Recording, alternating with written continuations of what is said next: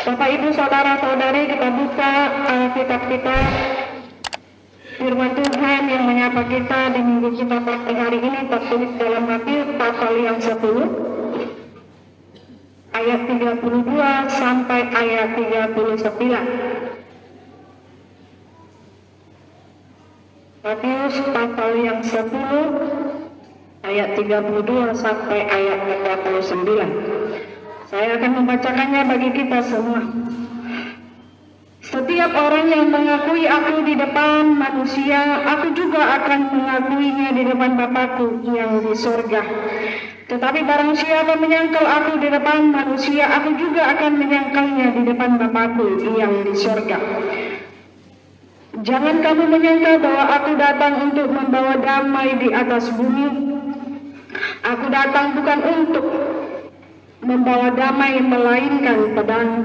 Sebab aku datang untuk memisahkan orang dari ayahnya, anak perempuan dari ibunya, menantu perempuan dari ibu mertuanya, dan musuh orang ialah orang-orang seisi rumahnya. Barang siapa mengasihi bapa atau ibunya lebih daripada aku, ia tidak layak bagiku. Dan barang siapa mengasihi anaknya laki-laki atau perempuan lebih daripada aku, ia tidak layak bagiku. Barang siapa tidak memikul salibnya dan mengikut aku, ia tidak layak bagiku. Barang siapa mempertahankan nyawanya, ia akan kehilangan nyawanya. Dan barang siapa kehilangan nyawanya karena aku, ia akan memperolehnya. Demikian firman Tuhan. Saudara-saudari yang terkasih, melalui topik minggu kita saat ini, mengikut Yesus dan memikul salib. Artinya ada keputusan dan ada juga satu keberanian untuk menghadapi resiko dari pilihan itu. Artinya mengikut Yesus itu adalah keputusan pribadi, lepas pribadi. Keputusan yang diambil ketika manusia itu atau orang tersebut benar-benar mengenal Yesus secara pribadi di hidupnya. Karena tidak akan mungkin ada orang yang mengikut Kristus tanpa mengenal siapa Yesus itu di dalam kehidupannya. Tidak akan mungkin satu orang atau seseorang itu mengikut seseorang yang lain kalau tidak dia benar-benar mengenal secara pribadi sifatnya, kelebihannya, dan kepribadian orang yang diikutinya. Artinya karena adalah hal-hal yang dia lihat patut untuk menjadi patron, patut untuk diikuti, patut untuk dicontoh, maka dia pun akan mengikuti dengan sukarela. Jadi ketika seseorang itu sudah memilih, oh inilah Tuhanku, inilah yang menjadi juru selamatku, maka dia pun harus siap atas segala apapun akibat dampak dari pilihan yang dia pilih tersebut. Jadi di dalam khotbah kita ini dimulai dari pemanggilan Yesus terhadap murid-muridnya, ke-12 murid-murid Yesus, untuk kembali ke tengah-tengah masyarakat memberitakan firman Tuhan kepada setiap orang yang mereka jumpai. Dari desa ke desa, dari kota ke kota, dari orang yang satu ke orang yang lainnya, supaya setiap orang yang belum mengenal menjadi semakin mengenal, yang belum mengikut Yesus menjadi mengikut Yesus ketika mereka sudah menerima firman Tuhan di tengah-tengah kehidupan mereka. Jadi khotbah kita ini menjadi satu momen bagi Yesus untuk memberangkatkan dan menguatkan setiap orang dalam pemberitaan firman Tuhan.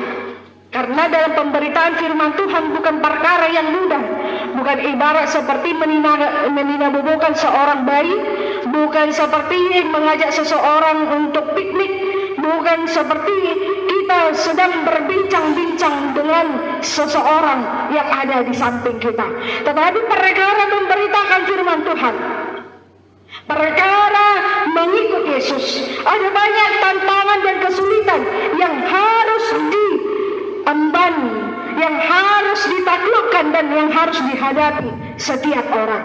Karena itulah Yesus mengatakan kepada mereka di Mazmur kita, setiap orang yang mengakui aku di depan orang, aku akan mengakuinya di depan Bapakku.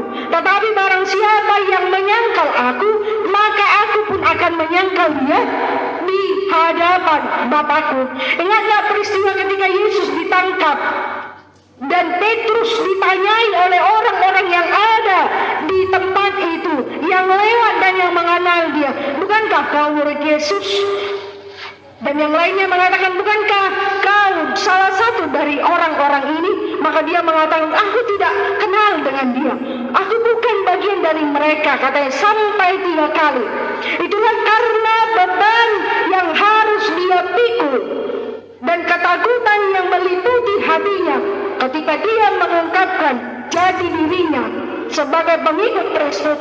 Maka dia akan tahu dampak yang harus dia hadapi, konsekuensi yang harus dia tanggung ketika mengakui Yesus di tengah-tengah kehidupannya. Jadi bagaimana kita yang pada saat ini juga di segala macam tempat tinggal kita masing-masing dan di semua pekerjaan yang kita lakukan setiap hari yang mempunyai resikonya masing-masing, yang memiliki ketakutan masing-masing di tempat pekerjaannya. Mungkin ada di antara kita atau dari anak-anak kita, ketika dia di sekolah atau di ruang kelasnya, atau ketika kita di tempat pekerjaan kita, kitalah satu-satunya pengikut Kristus sekian orang yang ada di sekitar kita. Ketika mereka melakukan kegiatan agamanya, ketika mereka merayakan perayaan agamanya, bagaimana kita selaku yang sendiri atau seorang diri di tengah-tengah beberapa orang itu? Terkadang mau tidak mau kita mengikuti alur, kita mengikuti arus apa yang sudah terjadi di sekitar kita. Kadang kita takut untuk mengatakan bahwa kita seorang Kristen, dan tidak kita sadari kita pun sedikit demi sedikit sudah hampir menyerupai seperti mereka lagi. Dan jati diri kita pun hampir dipertanyakan, apakah kita benar-benar pengikut Kristus yang sejati atau tidak. Apalagi di zaman sekarang ini, amang-inang yang lagi tren, pacaran beda agama, menikah beda agama. Jadi kepada itulah yang ditunjukkan oleh Nats-Khotbah ini di ayat 34 yang mengatakan bahwa aku tidak membawa damai di tengah-tengah dunia ini, tetapi aku membawa pedang. Aku akan membawa pemisahan kepada setiap orang, anak kepada ayahnya, anak perempuan kepada ibunya, dan menantu daripada ibu mertuanya. Aku akan memisahkan setiap orang. Artinya karena di zaman kita, di kehidupan kita sudah tren kehidupan yang berbeda agama dan berbeda Tuhan. Kita mungkin bisa duduk, kita mungkin bisa satu tempat tinggal, satu atap, satu rumah di tengah-tengah kehidupan kita. Tetapi di dalam satu rumah itu pun ada kadangkala 5 Tuhan yang disembah di tengah-tengah rumah tangga itu. Karena efek dari kehidupan yang bebas di tengah-tengah hidup mereka. Tren sekarang yang namanya pacaran beda agama, tren sekarang yang namanya pernikahan beda agama. Agamaku, agamaku, agamamu, agamamu, pertahankan dan imani Tuhan masing-masing. Sehingga tidak ada lagi di tengah-tengah rumah tangga itu satu doa dan satu nyanyian, satu pemujian, satu Tuhan di rumah tangga itu. Sudah sering terdengar si A, bapaknya tu gereja, imangna tu inganan na asing, akka gelengna tu akka inganan na asing Muse laho marminggu dohot memuji Tuhan. Tidak pernah lagi ada, mungkin sudah semakin tren di dalam kehidupan kita, berbeda agama itu indah katanya. Memang kalau di kenegaraan kita membawa berbeda agama itu indah, tetapi di tengah-tengah rumah tangga jika ada 5 anak dan 1 orang tua, ibu dan ayah, tetapi ada 5 agama yang mereka sembah, apa yang harus mereka tunjukkan di tengah-tengah rumah tangga mereka? Jadi kepada itulah dikatakan nats khotbah kita ini, aku akan membawa pemisahan. Artinya tidak akan bisa mardomo dan bui pajupang dan bui marsada yang berbeda keyakinan dan bui behita sangudian. Artinya dia memang tetap anak kita dari darah, dari garis keturunan. Tetapi manusia harajau di debata dan anak kota bukan menjadi keturunan kita lagi kalau dalam hal agama dan kepercayaan. Jadi terhadap itulah pemisahan itu hendak dilakukan oleh Tuhan.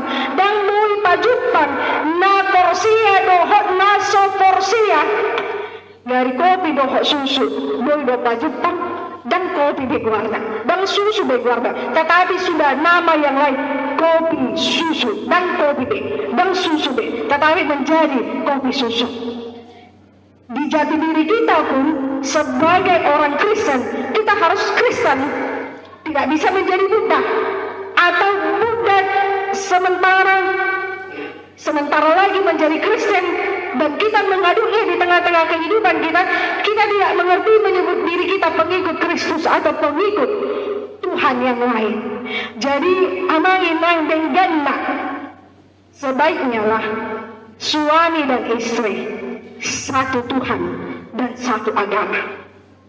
Baiknya lah di dalam keluarga itu satu Tuhan yang harus disembah, yaitu Yesus Kristus. Apalagi di horong naposo dulu remaja, jangan coba-coba mengatakan kepada dirimu, aku bisa menarik dia menjadi Kristen. Itu kan cuma pacaran, itu kan masih teman, belum tentu menikah, belum tentu menjadi satu. Kau bilang di dalam dirimu, ingatlah, hanya membawa kakimu saja ke gereja kau kesulitan, apalagi membawa kaki orang lain untuk masuk ke tengah-tengah gereja. Jadi jangan coba-coba pacaran dengan tidak agama. Imani imanmu, jangan tarik dan jangan keluarkan seseorang dari kepercayaannya hanya karena egomu semata. Dan kau pun jangan sampai meninggalkan Tuhanmu hanya karena cintamu. Karena di dalam nats khotbah kita, siapa yang lebih mencintai anaknya, siapa yang lebih mencintai ibunya, siapa yang lebih mencintai bapaknya, siapa yang lebih mencintai pasangannya, siapa yang lebih mencintai pekerjaannya, siapa yang lebih mencintai uangnya daripada aku, dia tidak layak bagiku. Tartot pada matado, Tuhan mampu menciptakan pengikut-pengikutnya yang menyembah dia dari batu. Jadi jangan kita pikir melodang-adang terbahalak Kristen. Kalau tidak ada aku, tidak akan ada banyak orang Kristen. Tidak. Tuhan mampu menciptakan dari batu sekalipun untuk menyembah dia. Tetapi bagaimana kita yang sudah menerima Kristus untuk mempertahankan Kristus di tengah-tengah hidup kita? Walaupun kita satu-satunya di tengah-tengah lingkungan kita yang menjadi Kristen, jadilah seperti bunga di tengah-tengah hutan belantara. Jadilah bunga di tengah-tengah gersangnya dunia. Bunga itu bagaimanapun caranya, dia dililit, dia dihentikan atau dia dihalangi untuk mekar. Kalau pada waktunya dia harus mekar, dia akan tetap mekar, menunjukkan jati dirinya sebagai bunga, menunjukkan keindahannya dan wujudnya sebagai bunga. Kita pun bagaimanapun susahnya kita dihimpit, kita dihina, kita dihalangi, kita harus mampu menunjukkan adalah tetap bunga yang indah dan tetap mekar pada waktunya untuk menunjukkan jati diri kita ke tengah-tengah dunia kita. Kita adalah bunga yang diciptakan Tuhan di tengah-tengah gersangnya dunia ini, di tengah-tengah banyaknya kesulitan di dunia ini. Jadi jangan lupa jati dirimu meskipun begitu banyak godaan di sekitarmu. Menunjukkan halekmu akan apa burung, tenanglah sayang, aku pun yang akan meninggalkan agamaku katanya. Gak usah bangga di situ. Orang Kristen tidak ada dijanjikan ketika kita menobatkan satu orang dia akan masuk surga. Tidak ada itu. Jadi nggak usah hebat, nggak usah perasaan hebat ketika kita bisa mengkristenkan orang lain melalui pernikahan. Aku hebat, dia udah masuk Kristen. Bukan, tanggung jawablah imanmu. Iman orang lain menjadi urusannya. Karena imanmu sekalipun tidak mampu kau jaga supaya kuat dan bertahan dan teguh di tengah-tengah ragamnya persoalan, kesulitan dan tantangan di hidupmu. Cintailah yang ada padamu saat ini, yaitu Yesus Kristus. Mengikut Yesus itu bukan hanya sekadar ikut-ikutan, tetapi ada satu tanggung jawab, yaitu memikul salib yang begitu berat di tengah-tengah kehidupan kita. Jadi butuh iman yang besar, jadi butuh tenaga yang besar, butuh kekuatan yang besar untuk memikul salib itu hingga kita sampai kepada tujuan yang sudah Tuhan persiapkan, yaitu surga yang Tuhan berikan kepada setiap orang yang percaya kepadanya. Jadi imanilah dia senantiasa di tengah-tengah kehidupan kita. Begitupun susahnya untuk menjalani jalan yang berlubang dan berbatu, berduri dan berjurang, tetapi kita percaya bahwa setiap orang yang bersusah-susah payah dan berletih-letih dan bersungguh-sungguh mengikut Kristus di tengah-tengah kehidupannya, dia akan sampai kepada puncak kebahagiaan, yaitu surga yang Tuhan telah persiapkan. Jangan tinggalkan Tuhanmu hanya karena pasanganmu. Jangan pernah tinggalkan Tuhanmu hanya karena sebuah jabatan. Jangan pernah tinggalkan Tuhanmu hanya karena sebuah iming-imingan. Jangan pernah tinggalkan Tuhanmu hanya karena kesenangan dunia. Apapun yang kau inginkan, apapun yang kau butuhkan, sebenarnya Tuhan sudah menyiapkan semuanya kepada setiap orang yang Tuhan inginkan. Bekal kehidupanmu, masa depanmu, anak-anakmu sudah Tuhan persiapkan. Sekarang berjalanlah bersama Tuhan di tengah-tengah rintangan kehidupan kita. Jangan karena kita lebih mencintai pasangan kita, lebih mencintai pekerjaan kita, kita meninggalkan Tuhan di tengah-tengah perjalanan kehidupan kita. Ingat, 1 detik dari kehidupanmu adalah penyertaan Tuhan. 1 detik dari kehidupanmu adalah anugerah dari Tuhan. Dia menjaminkan segala yang terbaik di dalam kehidupan kita.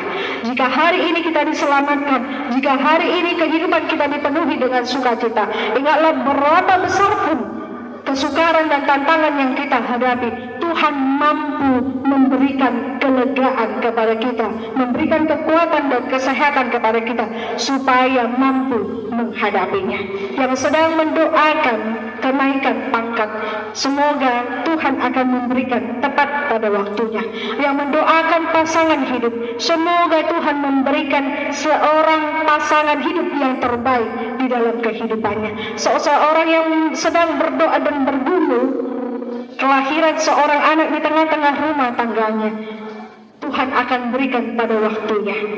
Jangan tinggalkan Tuhan hanya karena kau sudah letih untuk menunggu jodohmu. Jangan pernah tinggalkan Tuhan karena kau sudah letih untuk mencari pekerjaanmu. Jangan pernah tinggalkan Tuhan karena kau sudah letih untuk mencari kenyamanan hidup dan kemapanan pekerjaan.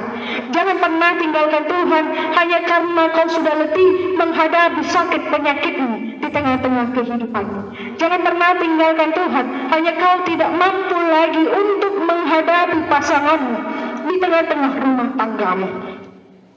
Semuanya itu mampu kita tanggung bersama Tuhan. Semuanya itu akan diberikan Tuhan kepada kita yang senantiasa setia di sepanjang kehidupannya memikul salibnya dan mengikut Kristus Yesus. Jadi jika hari ini kau masih bergumul, ingatlah itulah salib yang harus kita tanggung. Jika kau hari ini masih bersedih, berletih-letih, ingatlah itu salib yang harus kita tanggung. Setiap orang memiliki salibnya masing-masing. Jangan kita pikir bahwa si A dan si B, orang yang kaya dan makmur itu tidak memiliki salibnya. Semua orang memiliki salibnya masing-masing. Pikulah bersama Tuhan, bawalah bersama Tuhan, dan bernyanyilah dan bersukacitalah di salib yang kau pikul. Meskipun berat, tetapi ketika kita bersuka cita membawanya di perjalanan kehidupan kita, tidak ada yang tidak akan sampai di ujungnya. Semua kita akan sampai pada ujungnya. Jadi terimalah dan pikullah salibmu hari ini. Amin.